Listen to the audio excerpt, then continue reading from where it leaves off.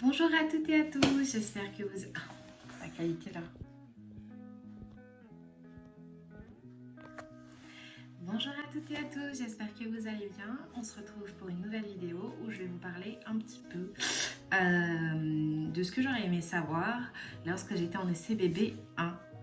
C'est parti. Alors, la première chose que j'aurais aimé savoir lorsque j'étais en ECBB 1, c'est que ce n'est la faute de personne.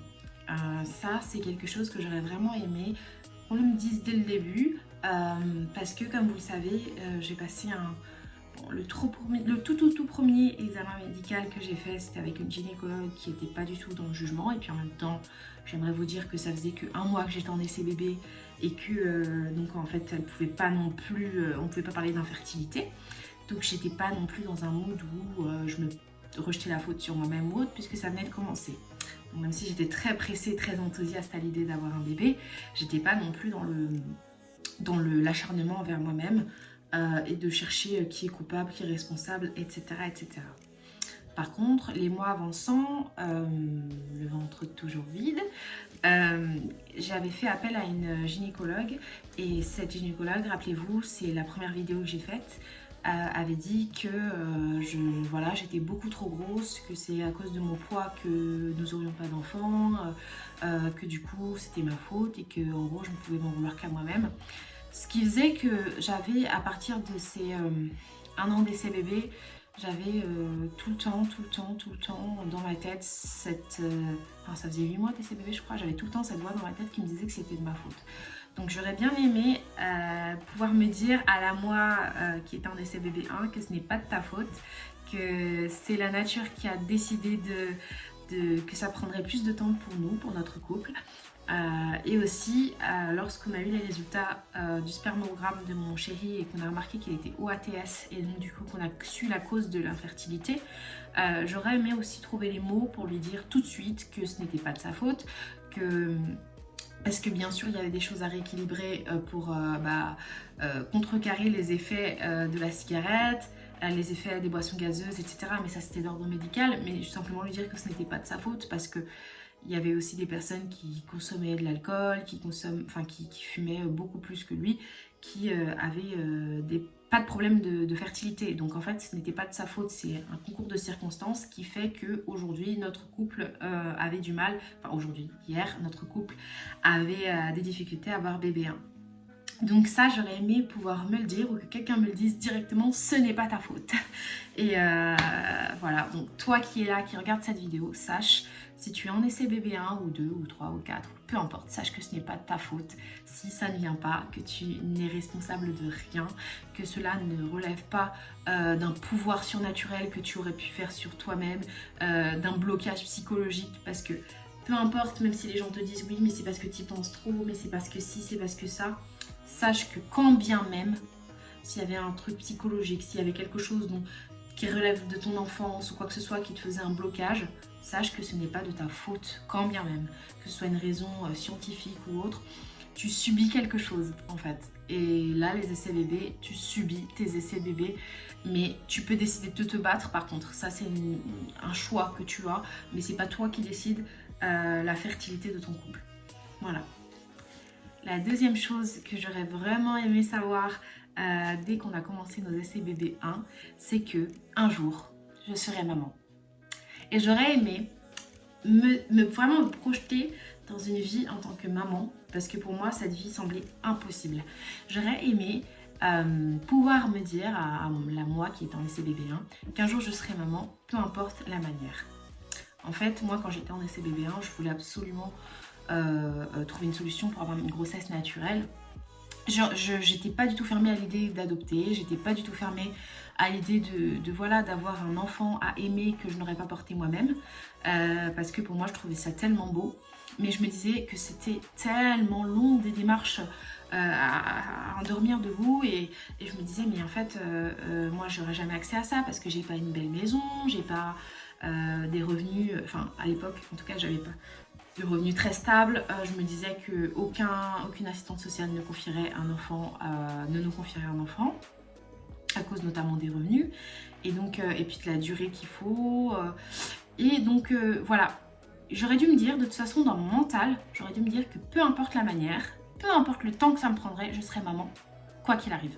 Et ça, je veux dire, ça aurait changé ma mentalité, ma manière d'aborder les choses. J'aurais été plus confiante et moins défaitiste. J'aurais sûrement appréhendé mes essais bébés différemment. De me dire que de toute façon, qu'on me mette des bâtons dans les roues ou pas, moi j'irai avoir ce bébé et j'irai à fond chercher cette maternité dont je rêve. Voilà. Ensuite, donc la troisième chose que j'aurais vraiment aimé savoir ou me dire lorsque j'étais en essai bébé 1, c'est que pour me préparer, j'aurais bien aimé savoir que être maman aussi, ça peut être difficile.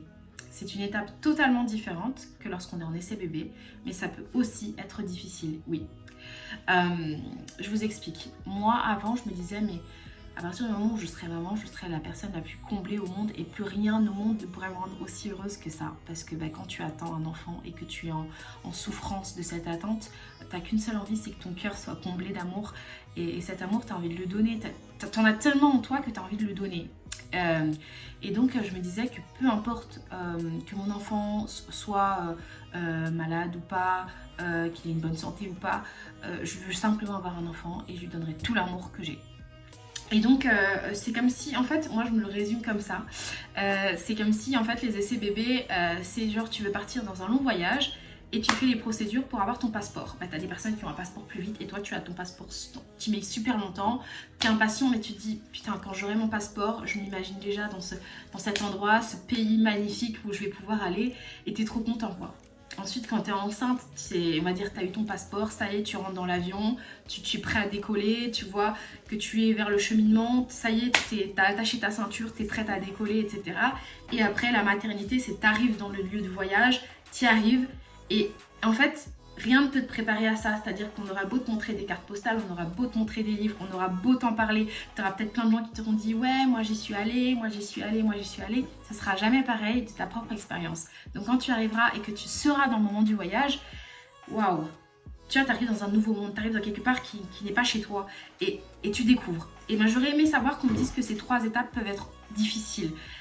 Et que tout le monde n'aura pas la même expérience. J'ai ce recul parce que j'ai discuté avec une personne que je suivais lorsque j'étais en essai bébé 1 et on avait vu un post donc, sur Instagram qui circulait où une maman disait donc en fait il y a une première image où il y a une maman qui est en train d'être fatiguée parce qu'il y a un enfant qui dort pas de la nuit. Et tu as une deuxième image où il y a une maman qui est débordée avec plusieurs bambins qui crient ou qui sautent dans tous les sens. Et elle dit et dire que je pensais que les nuits c'était le plus difficile. En fait, nous on a eu le même retour sur ça, c'est qu'en fait chacun a sa propre expérience. Chacun a sa propre expérience. Une maman qui va voir cette photo, elle va se dire ah mais mon Dieu, je suis pas sortie de là parce que peut-être qu'elle vient d'accoucher, peut-être que son enfant ne dort pas du tout de la nuit et qu'elle se dit je m'accroche au fait qu'il va grandir et je m'accroche au fait que plus tard les nuits seront plus faciles. Mais de voir cette image-là, elle va se dire mais en fait tout est difficile et j'y arriverai jamais. Donc moi je trouve que ça c'est pas du tout un bon mood dans la parentalité, c'est de se dire que chaque étape est différente et chaque étape peut avoir son lot de difficultés. Donc par exemple pour moi personnellement entre les essais bébés, la grossesse et la maternité, ce qui a été le plus difficile à vivre pour moi, ça a été les essais bébés. Mais en même temps, j'ai une grossesse très simple, sans complications, j'étais pas alitée, j'étais très bien, je me sentais très bien dans ma peau. Et ma maternité, alors j'ai un enfant qui est toujours très collé à moi, en même temps j'étais très dans le portage, l'allaitement, la bienveillance, etc. Donc mon enfant a aussi un grand caractère et donc il est très actif et donc ça peut être aussi difficile, mais ce n'est rien pour moi, dans mon expérience personnelle, comparé aux essais bébés. Et si vous posez la question à une autre personne qui n'a pas du tout votre vécu, qui n'a pas du tout eu la même expérience avec le rapport à la parentalité, qui elle a tout de suite eu son passeport, et même ça se trouve elle l'avait même pas demandé, elle est tombée enceinte comme ça, donc ça veut dire elle a eu son passeport et hop, elle est tombée directement dans l'avion et elle s'est projetée déjà dans un voyage où en fait elle avait ni d'attente, voilà. Elle était dans l'avion et puis en fait, je sais pas, il y avait beaucoup de turbulences. Cette personne-là, en fait, elle était alitée toute sa grossesse. Et en fait, elle a accouché en césarienne et elle était séparée de son enfant, je sais pas, pendant 2 mois parce qu'il a été intubé ou un truc comme ça. Lorsque vous allez lui en parler, elle va vous parler de la grossesse comme étant une expérience très difficile et de la maternité comme, je sais pas, les premiers moments comme des moments très difficiles. Pareil, une maman qui va avoir des essais bébés rapides, une grossesse simple mais qui au moment de l'allaitement va pas du tout réussir à atteindre son objectif alors qu'elle voulait absolument allaiter et qui va pas réussir à allaiter parce qu'elle n'est pas assez accompagnée, parce que voilà, elle manque d'informations, bah, va prendre ce début d'allaitement comme quelque chose de très difficile, quelque chose de négatif pour son premier bébé et peut-être pour que son deuxième bébé, si tout se passe bien, peut-être que ça va rechanger sa manière de voir. Donc chaque étape a son lot de difficultés. Vous pouvez avoir une étape très facile comme une étape très difficile. Et ça peut changer d'un bébé à l'autre, ça peut changer d'une personne à l'autre. Et donc tout ça n'est pas figé. Donc j'aurais aimé ne pas idéaliser autant la maternité, ne pas idéaliser autant la grossesse et simplement me dire que chaque étape est différente. Voilà.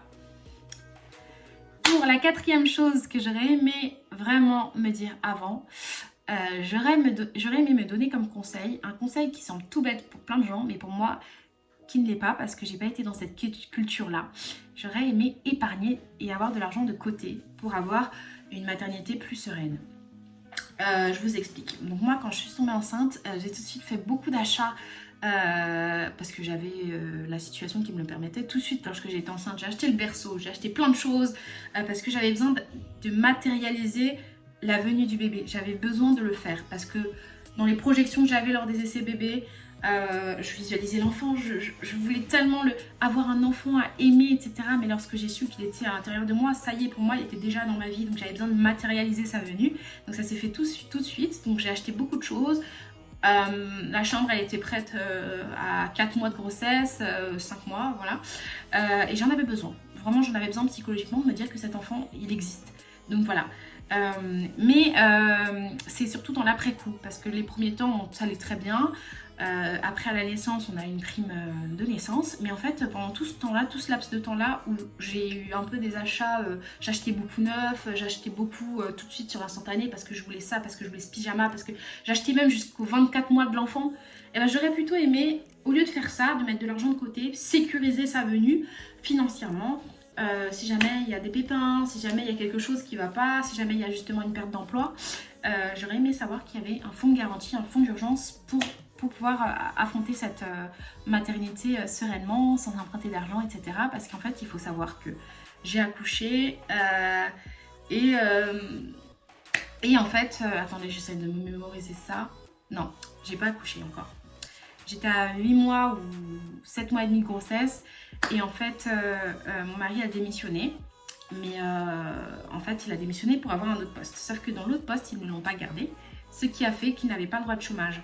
Donc il s'est passé 4 mois où il n'avait pas de revenus du tout. Et donc quand on réfléchit, tout cet argent que j'ai matérialisé que j'ai rendu dans les achats, que j'ai utilisé dans les achats matériels, etc., j'aurais pu les garder une petite somme, au moins un pourcentage de 10 à 20% de nos revenus de côté pour sécuriser la venue de mon enfant, parce que du coup ça a été un moment de stress lorsque j'ai accouché.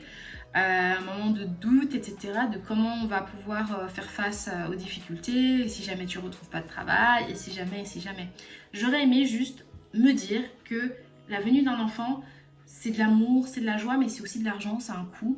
Donc moi, j'allaite mon enfant, mais imaginons que je ne l'allaitais pas, ça coûte cher du lait en poudre.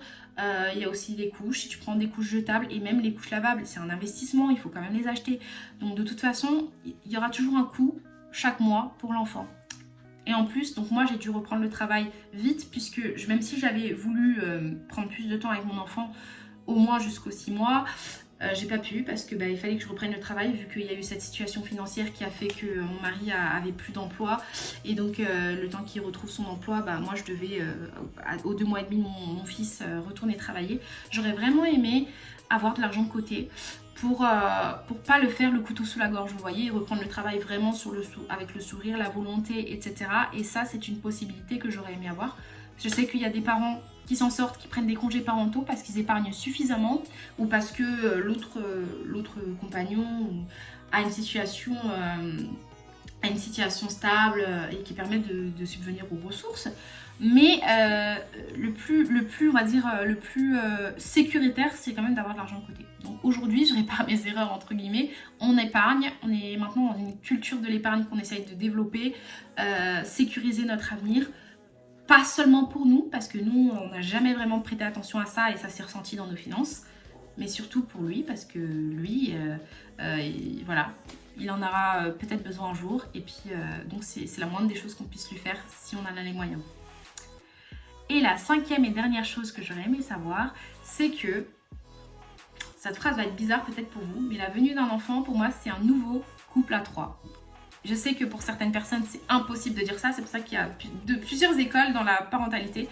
Mais pour moi, les premiers mois de vie d'un enfant, c'est une personne qui vient en plus dans votre couple, mais qui peut chambouler votre couple. Donc ça veut dire que votre équilibre, je sais pas, par exemple vous dormez ensemble tous les deux, tout le temps, vous avez l'habitude de dormir collés l'un contre l'autre, et bien la venue du bébé peut tout changer. Parce que moi par exemple, mon enfant aujourd'hui a 18 mois, depuis ses 0 mois, il dort dans notre lit. Maintenant, plus vraiment, on va dire depuis ses 1 an, il dort à côté de notre lit, mais avant il dormait avec nous. Parce que notre enfant ne voulait pas du tout être séparé de moi. Et surtout les premiers temps, il ne voulait pas être séparé de mon sein plutôt, tout simplement.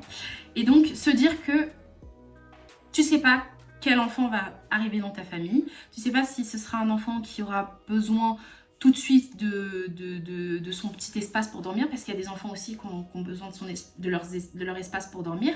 Tu sais pas si ton enfant sera collé à toi tout le temps, s'il dormira pas de la nuit. Tu sais pas si ton conjoint ton conjoint ou ta conjointe qui est à fond dans la grossesse sera pareil une fois que l'enfant arrivera. Et toi-même, tu sais pas comment tu seras, tu sais pas comment tu réagiras au stress, au manque de sommeil, au fait que tu reconnais plus ton corps, au fait que on s'occupe. Autant dans la grossesse, on s'occupait vraiment que de toi, et que maintenant, lorsque l'enfant est là, on n'a plus que deux yeux pour lui, que lorsque les gens ils viennent pour des cadeaux, ils t'offrent rien à toi, parce que toi, ça y est, t'as sorti l'enfant, maintenant c'est à l'enfant de le gâter, voilà. Donc tout le monde peut avoir des ressentis différents, mais surtout dans le couple, ça peut vraiment se ressentir. Moi, j'aimerais dire que mon couple était fragile pendant les 3 premiers mois, parce que mon enfant était très demandeur, était tout le temps avec moi, je veux dire, quand je suis revenue de la maternité, mon mari il me trouvait changée, parce qu'en fait j'étais un zombie de mon bébé. J'étais comme ça tout le temps. S'il pleurait, s'il bougeait, moi je me réveillais tout de suite, puis je voulais faire tout de suite quelque chose. Lui voulait prendre sa place, mais d'un côté c'était un cocon, donc c'était assez difficile, et donc il faut se préparer ensemble en couple à ça. Il faut le savoir en fait, que ça peut fragiliser le couple. Et il y a malheureusement beaucoup de séparations qui se font après la grossesse. Il y a aussi des séparations qui se font pendant la grossesse. Il y a aussi des séparations qui se font pendant les essais bébés. Donc toutes les situations sont différentes. Mais je veux dire, à partir du moment où le projet bébé entre dans un couple, il faut savoir que ça peut impacter le couple. Ça peut le rendre plus fort ou ça peut l'affaiblir. Donc voilà, nous on a eu des situations où on a été très faibles et des situations où on a été très fort ensemble. Je pense que les moments où on a été le plus fort ensemble, c'est lorsqu'on a fait le spermogramme et qu'on s'est rendu compte qu'il était au ATS. À partir de ce moment-là, on s'est dit non, c'est notre combat. Et lui, il avait fait preuve de beaucoup de courage et il a abandonné des addictions qu'il avait, alors que avant rien n'aurait pu lui faire arrêter. Donc c'était cet amour pour cet enfant qui n'existait pas encore qui lui a donné des ailes en fait. Et les moments où on a été un peu le plus faible, je dirais que c'est les 3 premiers mois, où vraiment là, c'était difficile de trouver sa place. C'était pas tellement l'un qui en voulait à l'autre, c'était plutôt comment trouver sa place et comment revenir dans un couple à deux, petit à petit. Voilà. J'espère que cette vidéo vous aura plu. J'en ferai peut-être une autre pour parler des essais bébé 2, parce que pour l'instant il n'y a pas grand chose qui avance. J'essaye de perdre du poids avant d'aller voir la PMA. Et dites-moi en commentaire si ça vous intéresserait que je vous parle de l'assainissement de notre budget, parce que ça fait partie d'un projet qui me permet aussi de ne pas me focaliser sur les essais bébés et qui m'intéresse beaucoup. Et également, si vous voulez que je vous parle de la perte de poids. Voilà. Je vous embrasse. Merci d'avoir regardé cette vidéo. À bientôt.